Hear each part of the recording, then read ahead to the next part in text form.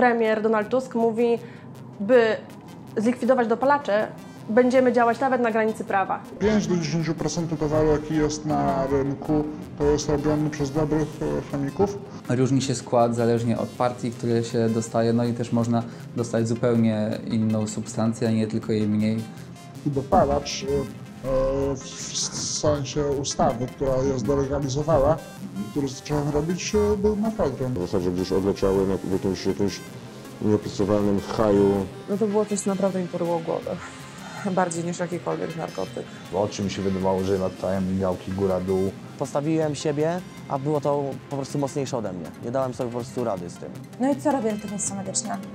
No nic, stoję i patrzę. Policja mnie wniosła do szpitala, już nie miałem funkcji życiowych, no nie? Serce nie biło, dostałem zapaści, no nie? I You'll find the truth.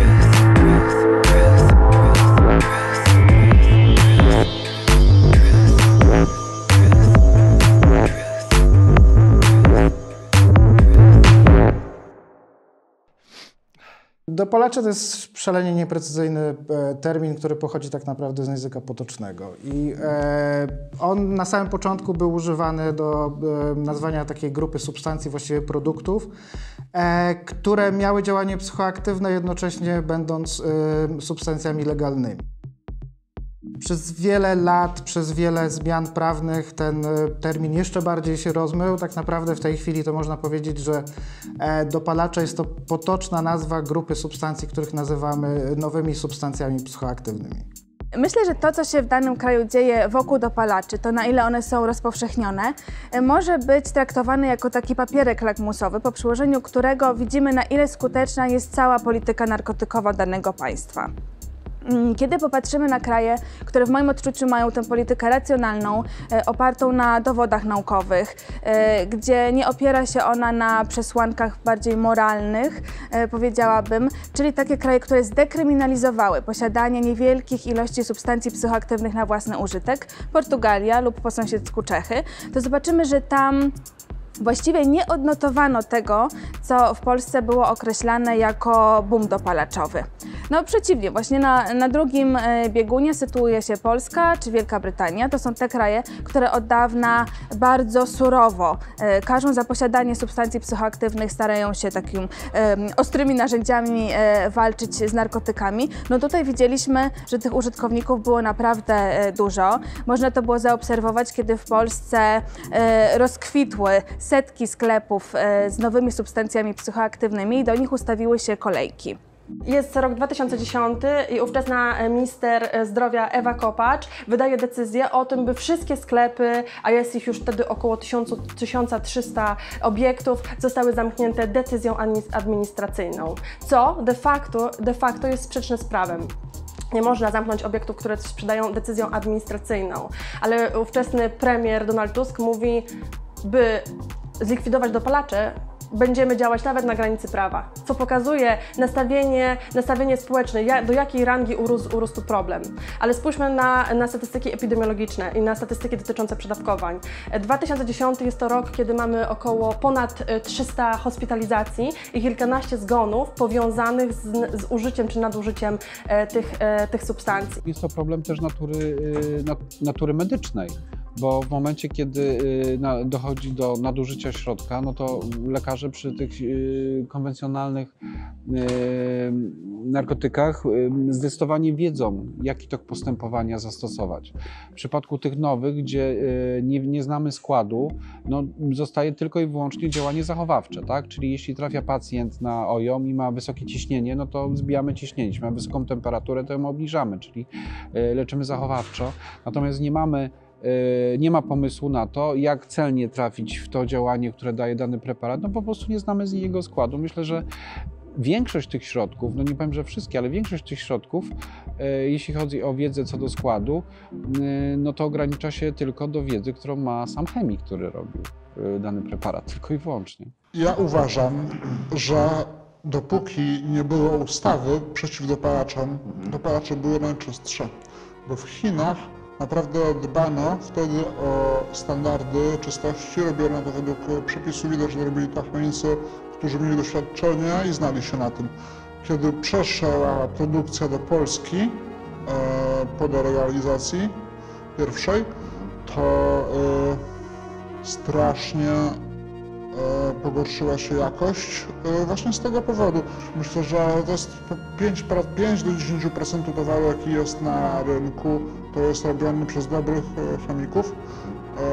Reszta to jest albo produkowana przez spartaczy i chujowy towar zanieczyszczony i byle jaki. Zarówno z naszych badań, jak i też z badań Krajowego Biura do Spraw Przeciwdziałania Narkomanii wynika, że nie ma żadnego, czy nie ma większego związku między tym, co jest deklarowane przez sprzedawcę takich nowych substancji psychoaktywnych, a tym, co faktycznie później klient dostaje. Więc zarówno nie ma związku między ceną a jakością, różni się skład zależnie od partii, które się dostaje, no i też można dostać zupełnie inną substancję, a nie tylko jej mniej czy więcej. To wszystko się zdarza do tego stopnia, że uśredniając właściwie co druga paczka, z tego co pamiętam, co drugie zamówienie nie spełniało deklaracji sprzedawcy, więc w jakimś stopniu było z różnego powodu ryzykowne. Także mamy z jednej strony byle co, pakowane byle jak, byle z czym i byle komu, a z drugiej strony wprowadzane przez zorganizowaną przestępczość najprawdopodobniej najmocniejsze nowe wypieki z chińskich laboratoriów. W sumie tych substancji, nowych substancji psychoaktywnych zidentyfikowanych w Europie jest w tej chwili ponad 700. W związku z tym to jest bardzo duża liczba substancji. Trzeba zaznaczyć, że te 700 substancji nie występuje na rynku jednocześnie. Ja chciałem tylko pokazać, jak dużo kombinacji chemicznych jest możliwych i jak dynamiczny był proces tworzenia tych substancji. Natomiast w praktyce na rynku z nowych substancji psychoaktywnych także nie jest 700 w jednym czasie, tylko jest pewnie około 10, 15, może 20, z czego 4, 5, może 7 substancji przyjmuje tą dominującą rolę i to się bardzo zmienia w czasie. Dlaczego tak jest? No, wydaje mi się, że odpowiedź jest prosta. Tam, gdzie użytkownik nie jest bardzo surowo karany za używanie, za posiadanie tego, co nazywamy tradycyjnymi narkotykami, no to woli sięgać po substancje, które zna, których działanie jest w stanie przewidzieć i które są często naturalne. Natomiast tam, gdzie grożą za to surowe kary, a trzeba pamiętać, że w Polsce posiadanie narkotyków jest przestępstwem, no to ludzie zaczęli używać takich substancji, o których co prawda mniej było wiadomo i teraz już jesteśmy świadomi, że te konsekwencje zdrowotne mogą być znacznie poważniejsze, natomiast posiadanie ich nie było nielegalne. Problem z roku na rok rośnie, więc tego samego kilka miesięcy później od zamknięcia sklepów władze decydują się na wprowadzenie nowej legislacji i wprowadzają definicję środka zastępczego. I wprowadzają również kary za produkcję, wprowadzanie do obrotu tych substancji. Na osoby, które dopuszczają się tego procederu, nakładają kary administracyjne. Natomiast posiadanie tych substancji nie jest penalizowane. I tak naprawdę jak spojrzymy sobie na tą obowiązującą legislację, można uznać, że był to wystarczający krok legislacyjny, żeby problem w jakiś sposób okiełznać, bo jego likwidacja jest utopią, bo najprawdopodobniej substancje takie jak dopalacze już nigdy nie znikną z rynku światowego. Taki dopalacz w sensie ustawy, która jest delegalizowała, który zacząłem robić, był mefedron, bo był w miarę prosty w syntezie. Jest to substancja w syntezie banalna. Do jej produkcji jest potrzebne naprawdę podstawowe wyposażenie chemiczne, podstawowe naprawdę, które można kupić za 1000 zł, powiedzmy 1500 razem ze szkłem, tak, urządzenia szkła laboratoryjne i czynniki też są bardzo tanie. Chemik mojego pokroju, no po prostu dla niego to nie jest żadna trudność, wręcz przyjemność, że może z coś takiego stworzyć coś, czego jestem pewien, że ma dobrą czystość, a nie coś, co zrobi jakiś, nie wiem, jakiś ktoś z mafii, kto tylko ma jakiś przepis, w ogóle nie rozumie go, tylko dodaje do siebie składniki, miesza, ile tam mu napisano. Nie będzie wiedział, jak mu coś nie wyjdzie. Nie rozumie, co się dzieje, tylko po prostu robi wszystko według przepisu. W pewnym czasie były firmy, które może się tym nie chwaliły, ale produkowały dopalacze różnego typu.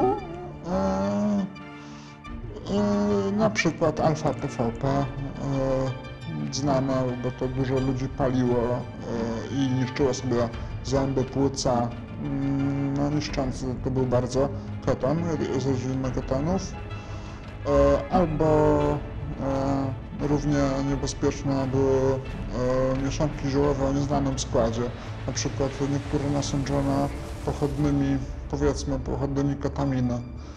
To są dysocjanty, to są substancje, które powodują, że ludzie tracą w ogóle kontakt z rzeczywistością i są to totalnie mogą spowodować straszne szkody. W ciągu 5 sekund człowieka, który był trzeźwy, zamieniał się w osobę z urojeniami, nie mógł wymówić żadnego słowa, w zasadzie gdzieś odleciały w jakimś nieopisywalnym haju. To nawet nie była euforia, to był stan jakiejś zapaści wręcz. Trudno mi to opisać, ten stan i ten widok, ponieważ to było coś dla mnie bardzo niezrozumiałego i potrafiłem sobie jakoś racjonalnie przetłumaczyć, dlaczego ci ludzie to biorą, skoro w ciągu 5-10 sekund oni znikają i nie ma z nimi żadnego kontaktu. Dla mnie to było coś niepojętego i do tej pory zresztą jest coś, co nie umiem tego sobie jakoś racjonalnie wytłumaczyć. Ludzie, którzy zażywają kokainę, amfetaminę, mają stan euforii nieco inny niż po zażywaniu tych środków dopalaczy tak zwanych. Tak. Jeżeli chodzi o dopalacze, to one się pojawiły właśnie w takim momencie mojego życia, kiedy było ze mną naprawdę źle. No i wiecie, że to było legalne i to było mocne, mocniejsze niż cokolwiek, co wcześniej brałam. Tanie. Mogłam sobie to zamówić przez internet. No to nie ukrywam, że stał się to dla mnie duży problem wtedy, ten mefedron, nie? No bo no to było coś, co naprawdę mi poryło głowę.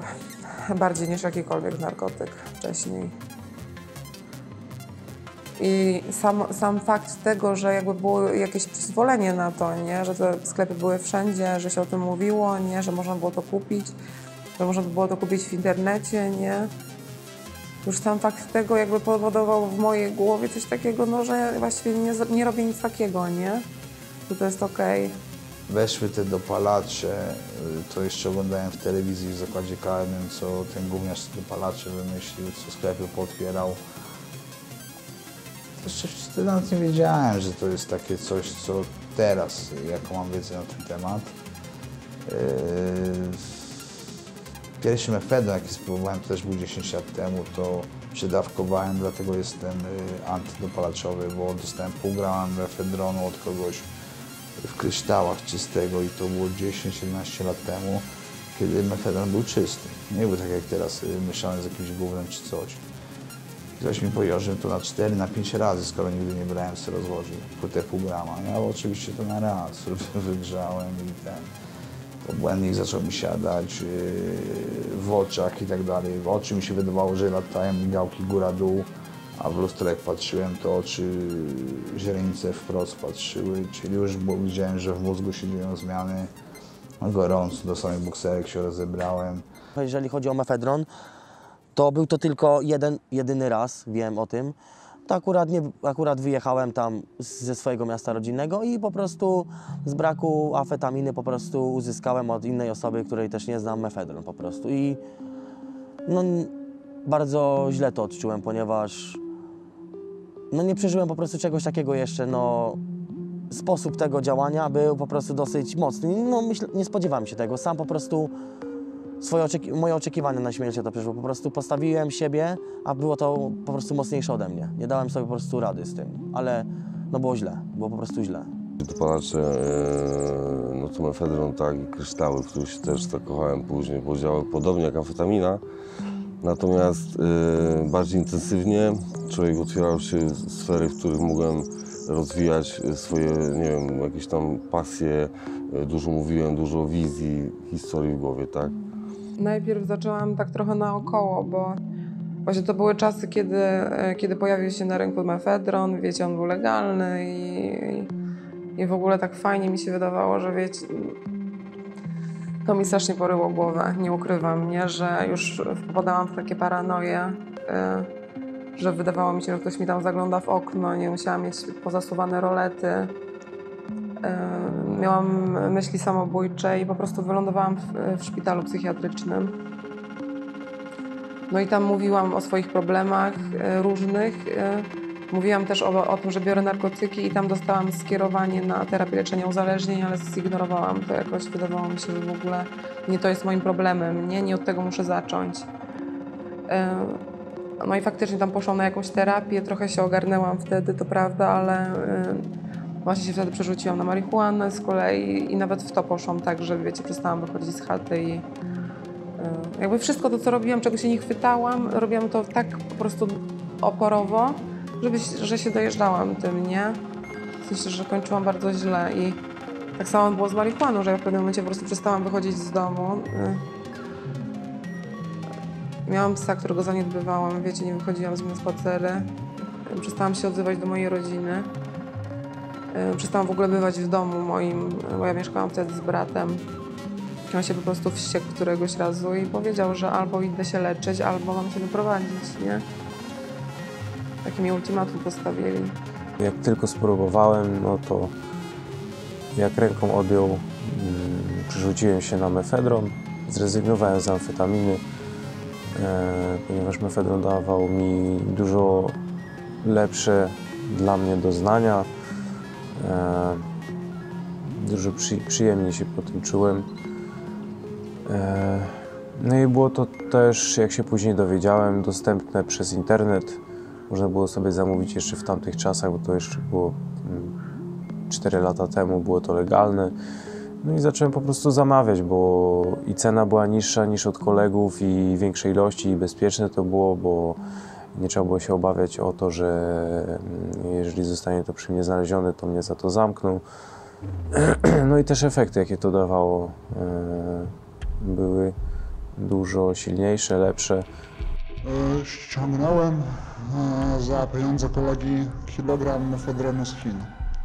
I po prostu zamówiłeś kilogram mefedronu, tak? Kilogram. Substancji gotowej. Tak, mefedronu, czyli wiadomo, bardzo wtedy rozchwytywanej substancji ilegalnej. Wtedy jeszcze zamówiłem kilogram i naszym pomysłem było, żeby na tym zarabiać. Kosztowało nas to 10 000 złotych za kilogram, a po sprzedaży tego, gdybyśmy wszystko sprzedali, nie zużyli część tego, sporo część, to byśmy wyszli na około 50 000 byśmy zarobili, 50-60 000. I w momencie, kiedy pojawiły się dopalacze, nagle okazało się, że nie umiemy leczyć, tak? Że nie potrafimy sobie z tym poradzić, że potrafimy zajmować się osobami używającymi opiaty, amfetaminę czy inne uliczne, tradycyjne narkotyki. Jest coraz więcej substancji, które przyjmują dzieci i coraz bardziej my nie wiemy, co z tym robić. Bo nie wiesz, co z tym robić, znaczy na nic nie ma tak naprawdę ratunku. Miało być to dopalacze, ale miałam kiedyś kobietę, to też bardzo ciekawy przypadek. Wyszła, robiła sobie taki dzień dla siebie i zażyła prawdopodobnie mefedron. Ona sama, nie wiem, no wie, że coś ściągała, mefedron. Wezwała pogotowie, bo kołatało jej serce. No i te wszystkie sytuacje, które ustępują po mefedronie, czyli potliwość, zimny pot tak zwany. Kołatało jej serce, nie mogła się skupić. Czuła, że czuła stan taki depresyjny. No i co robi ratownictwo medyczne? No nic, stoi i patrzy. No co, my możemy sprawdzić ciśnienie, sprawdzić cukier i wyjść. Nawet jeżeli zabierzemy taką osobę do szpitala, my jej takiej nie pomożemy. Bo przy wzięciu środków, jakichś leków, można zrobić płukanie żołądka. A jeżeli to wszystko nam się dostanie do krwobiegu, czy my to przyjmiemy, jak mówiłam, doodbytniczo, czy jakkolwiek, czy dożylnie, czy domięśniowo, no to przecież nie wypłuczemy tego. Była taka sytuacja, że policja mnie, z tego co mi mówił ratownik medyczny, no nie, to powiedział mi, że policja mnie wniosła do szpitala, już nie miałem funkcji życiowych, no nie, serce nie biło, dostałem zapaści, no nie, no i ledwo mnie odratowali, obudziłem się, wiesz, z jakimś wielkim bólem w ogóle w głowie, nie wiedziałem, co mi się dzieje, byłem jakiś taki mocno omotany tym wszystkim. I to właśnie było po zażywaniu, no nie? Po takim jakimś... Po mefedronie właśnie po syntetycznej marihuanie. Tak, zmieszane. No i to też było takim w sumie otrzeźwieniem dla mnie, bo zastanowiłem się, myślę sobie, kurde, miałem 20 lat, bo wtedy miałem 20 lat, no nie, myślę sobie, no... Nie chciałbym odchodzić z tego świata, wiesz, zostawiając po sobie tylko to, no nie? Że chciałbym zrobić w życiu jeszcze coś dobrego, no nie? No i tak pomyślałem sobie, że po prostu... że pójdę na ten odwyk, no nie? Że zrobię to. Jak nie dla siebie na początku, to zrobię to też dla mojej mamy, no nie? Jeżeli chodzi o same substancje, to faktycznie możemy mieć do czynienia z taką sytuacją, że na rynku zaczną się pojawiać te nowe substancje psychoaktywne, które już z tego rynku zniknęły, ale które na przykład były bardzo lubiane. Chociażby mefedron jest takim przykładem, gdzie użytkownicy, dla użytkowników ta substancja była atrakcyjna. W związku z tym ona po legalizacji zniknęła, próbowano ją zastąpić rozmaitymi innymi, ale z tego, jakie ja mam wrażenie po lekturze i dyskusjach z użytkownikami, no to mam wrażenie, że jednak ten mefedron w dalszym ciągu jest tym wyznacznikiem, jeżeli chodzi o stymulanty. I być może on wróci, tylko wtedy wróci już do nielegalnego, w pełni nielegalnego obrotu.